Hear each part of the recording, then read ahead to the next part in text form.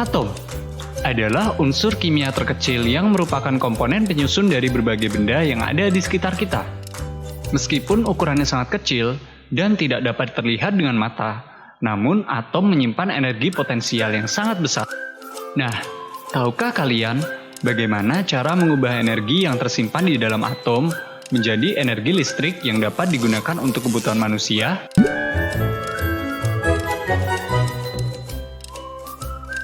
Agar kita bisa mengubah energi yang tersimpan di dalam atom menjadi energi listrik, maka kita harus membangun sebuah reaktor nuklir.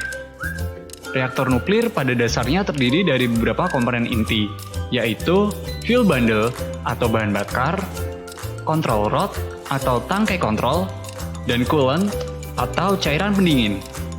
Mayoritas reaktor nuklir yang dimanfaatkan sebagai pembangkit listrik menggunakan uranium sebagai bahan bakar.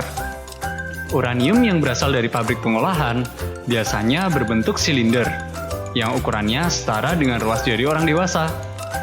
Satu silinder uranium ini memiliki energi potensial yang setara dengan 800 kg batu bara atau 560 liter minyak bumi. Silinder-silinder uranium yang disebut sebagai fuel pellets kemudian disusun menjadi fuel rod, dan fuel rod kemudian disusun menjadi fuel bundle.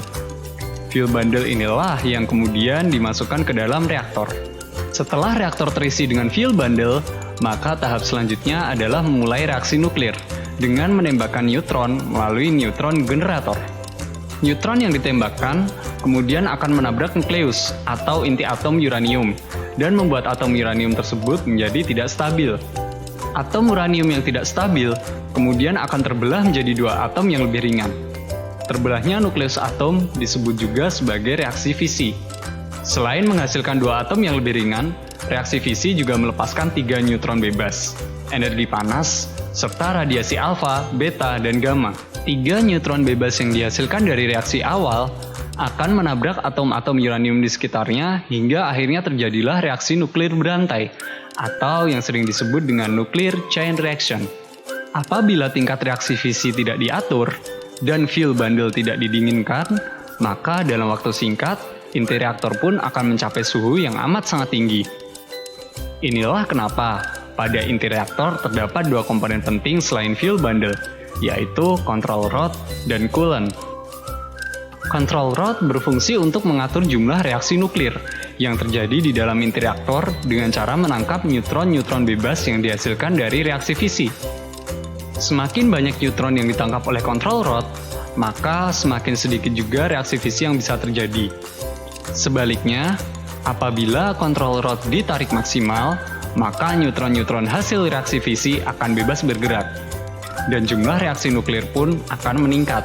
Sementara itu, air yang berfungsi sebagai cairan pendingin akan mendinginkan fuel bundle dan menjaga agar suhu reaktor tetap berada di tingkat yang aman. Karena tingginya suhu di inti reaktor, air ini lama-kelamaan akan mendidih dan menjadi uap bertekanan tinggi. Nah, disinilah reaktor mulai berperan dalam rangkaian produksi listrik. Air yang dipanaskan di dalam reaktor dan berubah menjadi uap bertekanan tinggi, kemudian disalurkan ke turbin. Tekanan uap yang sangat tinggi akan menggerakkan turbin yang tersambung dengan generator. Perputaran generator inilah yang akhirnya menghasilkan energi listrik. Sementara itu, uap yang keluar dari turbin akan masuk ke dalam kondenser dan kemudian mengembun kembali ke bentuk cair. Air yang terkumpul di kondenser kemudian akan dipompa kembali ke inti reaktor. Dan siklus ini akan terus berjalan seiring dengan berjalannya reaksi nuklir di dalam inti reaktor. Nah, tahukah kalian kalau Indonesia sebenarnya sudah memiliki 3 unit reaktor nuklir yang digunakan untuk keperluan penelitian? Coba kalian sebutkan di kolom komentar, di manakah letak reaktor-reaktor nuklir tersebut? Terima kasih telah menonton video ini.